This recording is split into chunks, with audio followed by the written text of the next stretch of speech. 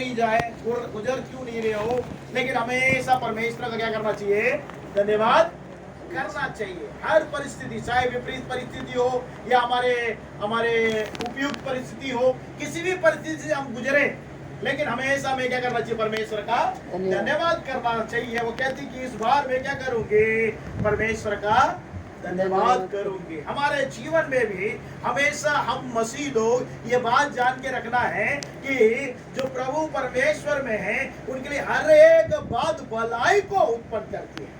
क्या बात उत्पन्न करती है, भलाई को उत्पन्न करती है। चाहे वो घटी हो या किसी भी परिस्थिति से आप और मैं गुजर रहे हो, किसी भी परिस्थिति से हम जीवन जी रहे हो, किसी भी परिस्थिति का सामना कर रहे हैं, लेकिन परमेश्वर हर बातों को क्या कर देगा, भलाई में बदलने वाला परमेश्वर है। वो जीविता परमेश्वर है, इसलिए हमें उसका क्या करना चाहिए, धन्यवाद करना चाहिए। हर परिस्थिति हो, हर परिस्थिति में हम परमेश्वर का क्या करना चाहिए, धन्यवाद करना चाहिए। चाहे वो खुशी का दिन हो, आनंद का दिन हो, उत्साह का दिन हो, जन्म दिवस हो, शादी का सालगिरह हो, जो भी हो, हर कार्य में परमेश्वर को हमको क्या करना चाहिए, धन्यवाद करना चाहिए। क्यों धन्यवाद करना चाहिए, क्यों परमेश्वर चाहता है कि हम धन्यवाद करें। परमेश्वर का कलाम कहता है, यूहन्ना रचित सुसमाचार का हम निकाल लेंगे 4वां अध्याय और 24वां पद में हम जब पढ़ते हैं, उसमें इस प्रकार लिखा है, यूहन्ना रचित सुसमाचार 4वां अध्याय 24वां पद में इस प्रकार लिखा है, परमेश्वर आत्मा है और अवश्य है उसकी आराधना करने वाले आत्मा और सच्चाई से क्या करें, आराधना करें। तो उसको परमेश्वर आत्मा है, परमेश्वर की हम आराधना करना तो कैसे करना है, आत्मा और सच्चाई से आराधना करना है। क्योंकि जहां पर हम आराधना करते हैं, जहां स्तुति करते हैं, जहां यहोवा परमेश्वर का धन्यवाद करते हैं, वहां पर परमेश्वर की उपस्थिति उतर कर आती है। वो स्तुति जब हम करते हैं तो परमेश्वर स्तुति के बीच में विराजमान रहने वाला परमेश्वर है। इसलिए लाखों करोड़ों स्वर्गदूत हमेशा परमेश्वर की क्या करते हैं, स्तुति करते रहते हैं और कहते हैं, यहोवा परमेश्वर सेनाओं का यहोवा पवित्र पवित्र पवित्र करके उसकी स्तुति प्रशंसा करते रहते हैं। क्योंकि स्तुति के बीच में हमारा परमेश्वर विराजमान रहता है। तो हम यहोवा का धन्यवाद करते समय परमेश्वर की उपस्थिति उतर कर आती है। इसलिए परमेश्वर चाहता है कि हम आत्मा और सच्चाई से परमेश्वर की क्या करें, स्तुति करें, उसका धन्यवाद करें, उसकी आराधना करें। क्योंकि परमेश्वर की जब उपस्थिति उतर कर आती है, परमेश्वर की महिमा जब उतर कर आती है, सारे रुकावटें क्या हो जाती है, दूर हो जाती है। हमें कुछ करने की जरूरत नहीं है, लेकिन परमेश्वर की महिमा क्या कर देती है, वो सारे रुकावटों को, सारे टेढ़े मेढ़े रास्तों को क्या कर देती है, सीधा कर देता है, सारे रुकावटों को समतल बना देता है और परमेश्वर हमारे लिए एक मार्ग खोल देता है। इसलिए परमेश्वर का कलाम कहता है कि हमेशा हम स्तुति और प्रशंसा करें। अब न्यायियों की किताब पुराने नियम में हम देखेंगे, न्यायियों की किताब में भी हम जब पढ़ते हैं, न्यायियों की किताब निकाल लेंगे, पहला अध्याय पहला पद और दूसरा पद पढ़ेंगे, उसमें इस प्रकार से लिखा गया है। न्यायियों की किताब पहला अध्याय का पहला और दूसरा पद, वहां पर लिखा है, यहोशू के मरने के बाद इस्राएलियों ने यहोवा से पूछा, कानानियों के विरोध में लड़ने को हमारी ओर से पहले कौन चढ़ाई करेगा? यहोवा ने उत्तर दिया, यहूदा चढ़ाई करेगा, मैंने इस देश को उसके हाथ में दे दिया है। कौन चढ़ाई करेगा? यहूदा चढ़ाई करेगा। वो वहां पर बोल रहे हैं, यहोवा से प्रार्थना कर रहे हैं कि हमारे युद्ध में हमें जाना है, युद्ध में जाने के लिए, लड़ाई में जाने के लिए, जय प्राप्त करने के लिए हमारे सामने कौन जाए? तो परमेश्वर कहता है, यहूदा पहले जाए। क्योंकि यहूदा का अर्थ क्या है? यहोवा का धन्यवाद करो। यहोवा का जब हम धन्यवाद करते हुए आगे चलते हैं, युद्ध में हमें क्या मिल जाती है? जय मिल जाती है।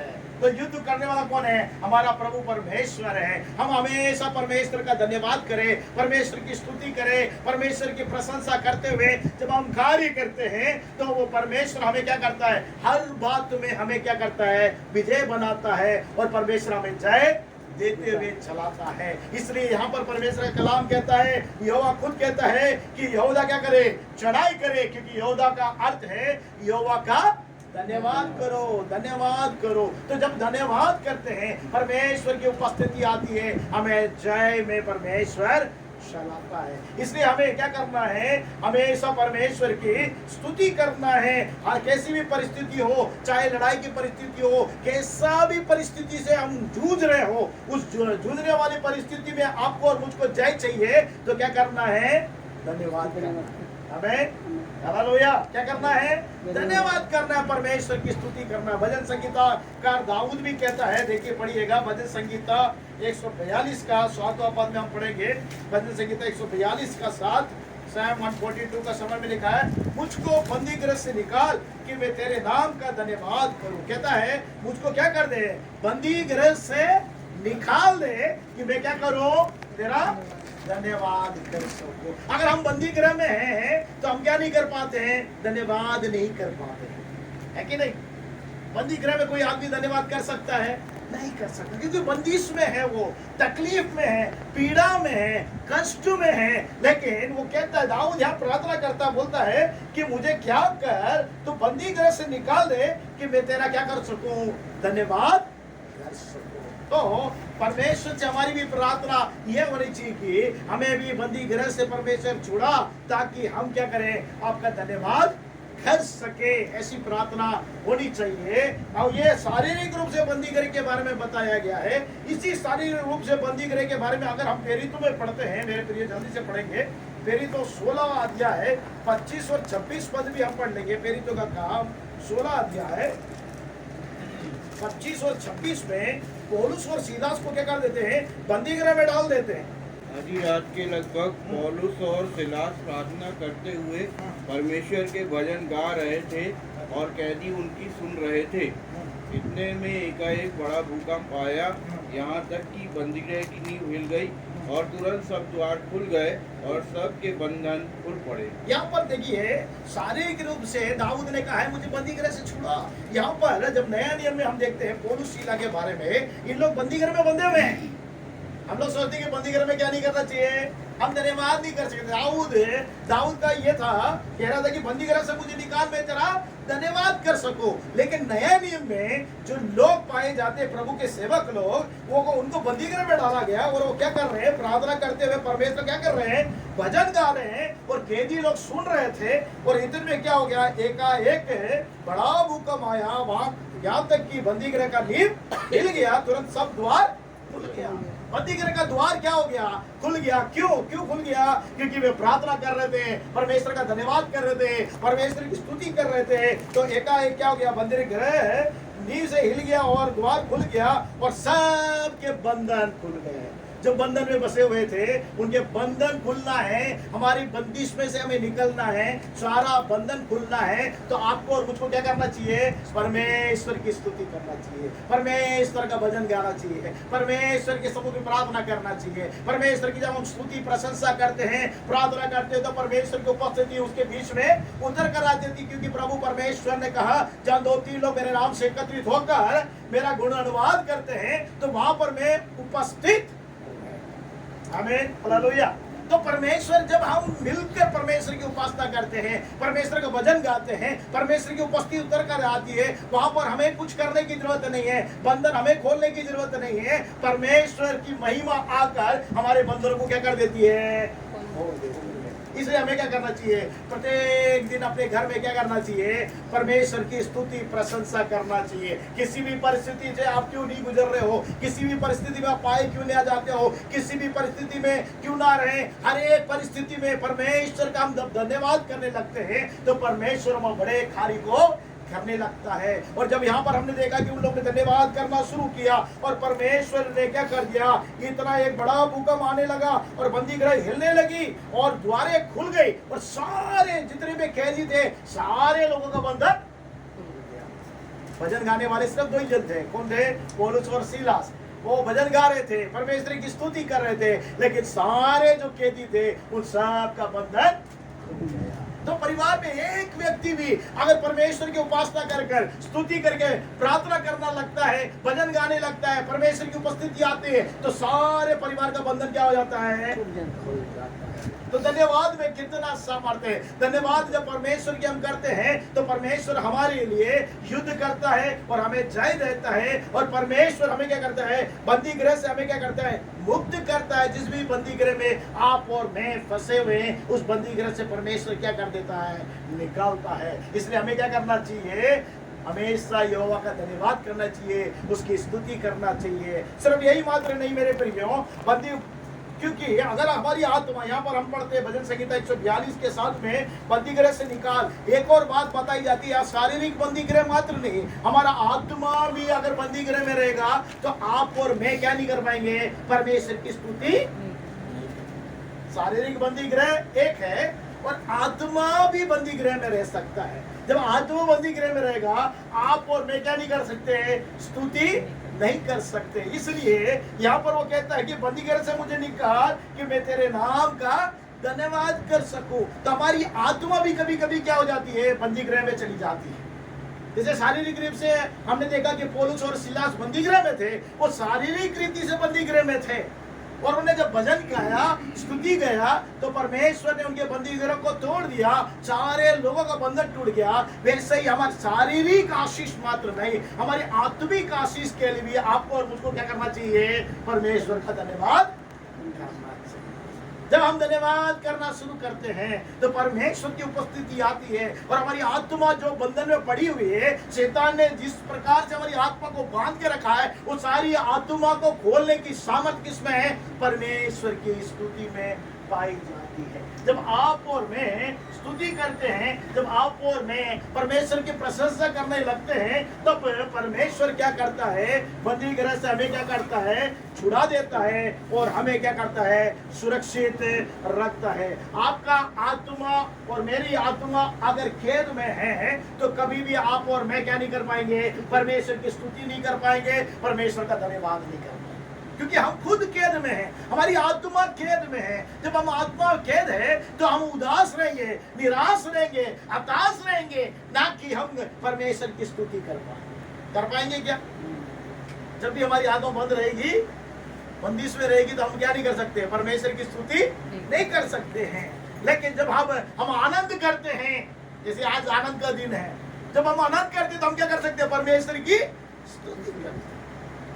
लेकिन यही परिस्थिति अगर हमारी आत्मा अगर बंदी में है, बंदिश में है, जैसे यहाँ पर हम देखते हैं दाऊद कहता है बंदी गृह से निकाल।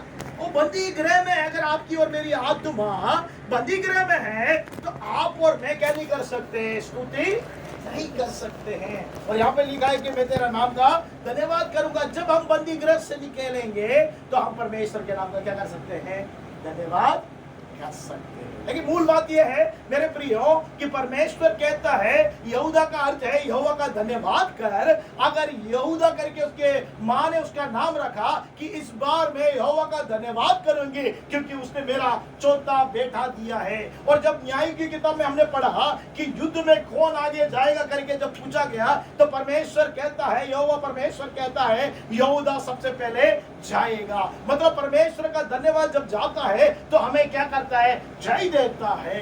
इसलिए परमेश्वर कहता है कि यहूदा सबसे पहले जाएगा।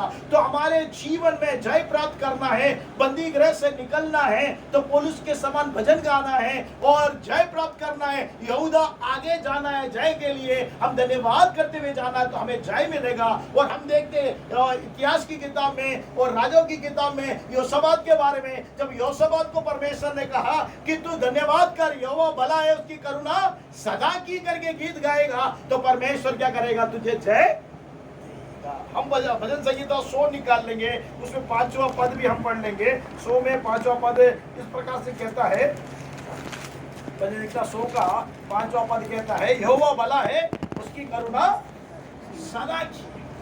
हमें क्या कहना है, यहोवा भला है, उसकी करुणा सदा की। किसी भी परिस्थिति आप और मैं गुजरे, किसी भी तकलीफ हो, कष्ट हो, परेशानी हो, लेकिन आप एक बात नहीं भूलना है कि परमेश्वर का धन्यवाद करना कभी नहीं भूलना। उसका गुण गाना है कि यहोवा भला है, उसकी करुणा सदा की है, उसकी सच्चाई पीढ़ी से पीढ़ी तक है, उसकी सच्चाई पीढ़ी से पीढ़ी तक बनी रहती है। जय देने वाला हमारा परमेश्वर है कि घोड़ा युद्ध के लिए तैयारी करती है, लेकिन जय देने वाला परमेश्वर है। तैयारी हमें जरूर करनी है। स्तुति के लिए जब हम उतरते हैं तो परमेश्वर की उपस्थिति उतर कर आती है और परमेश्वर हमें जय देता है। जैसे यहूदा आगे गया तो इस्राएली लोग को जय मिला, और पौलुस और सीलास ने बंदीगृह में प्रार्थना किया और भजन गाया तो उनको क्या मिला? सारे बंधनों से वे खुले गए। तो हमारे सारे बंधने जो शैतान विभिन्न प्रकार के बंधन हमारे शारीरिक हो चाहे आत्मिक बंधन हो बांध के रखा है, उस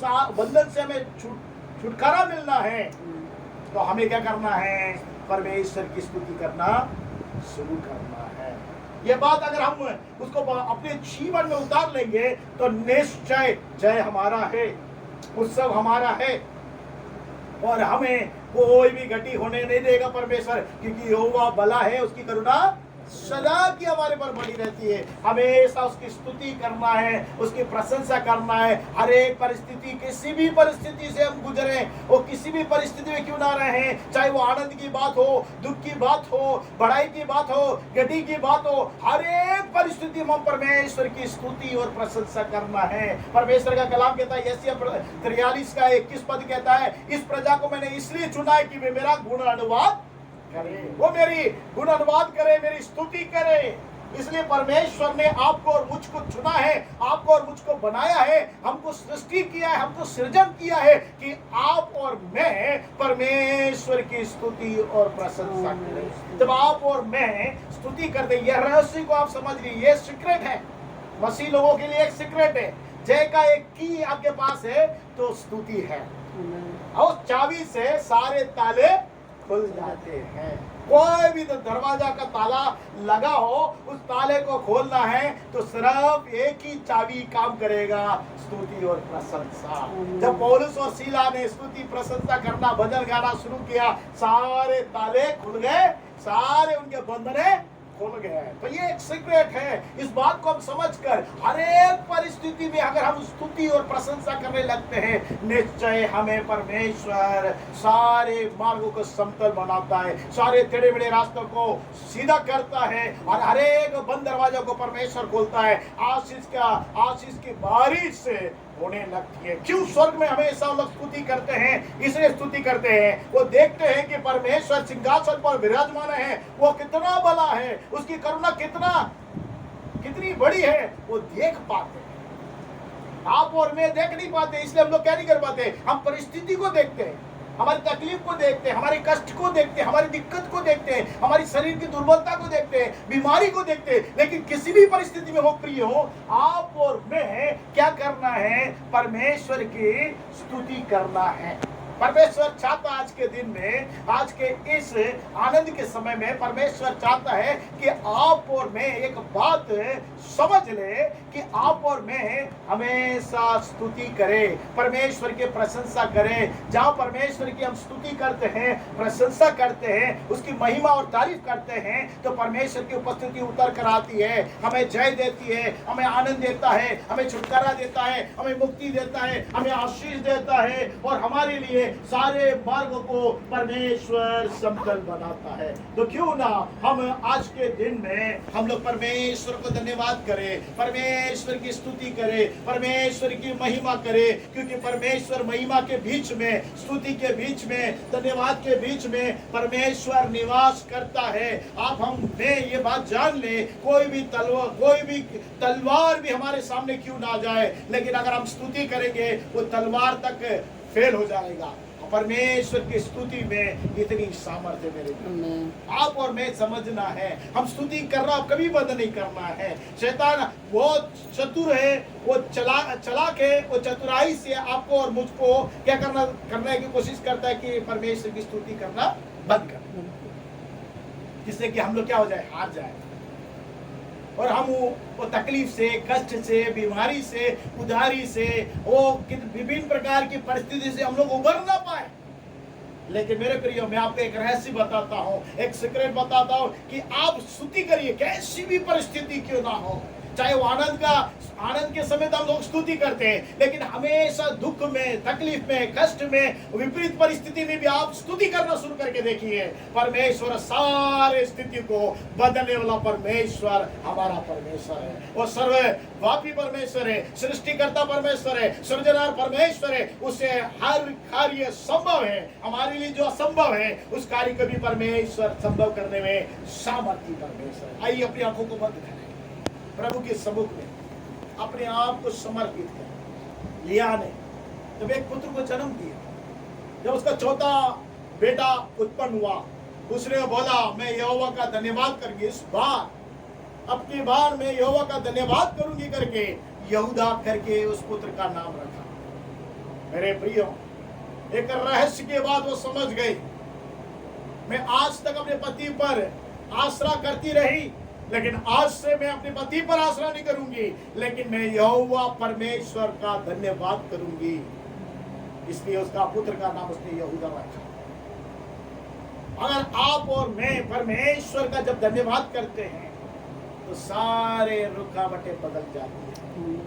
न्याय की किताब में हमने पढ़ा और ध्यान किया कि जब यहोवा से पूछा गया कि कौन युद्ध में आगे जाएगा, तो परमेश्वर ने कहा यहूदा तुम्हारे आगे जाएगा।